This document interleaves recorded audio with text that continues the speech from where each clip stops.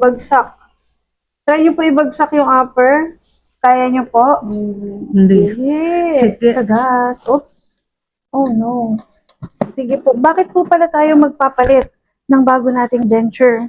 Ano po eh, hindi na komportable, tsaka nalalaglag pag kumakain ako. Alright, here is her denture no po. That's the old denture. Ilang taon na po itong postiso niyo? Tagal na yan, Dok. Almost 20. So, sa kanyang bagong denture, ito na. This is her choice of denture and we have integrated it para talagang kumapit po sa kanya at mag-last ng ilang taon. Alright? Oh, wow. Sige po, try natin. Baba muna tayo. Good job. Isa na lang ang ngipin na isa. But, tinry ko talaga yan na gawing sakto. Na hindi malalaglag. Boom. Laki po. Guys, isa lang ang ngipin niya.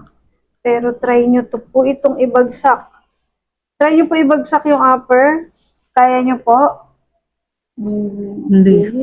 Sige. Smile. Give us that smile. Ayan, kiliti-kiliti. Dream come true yan, Dok. Wow. Alam na ikaw gumawa.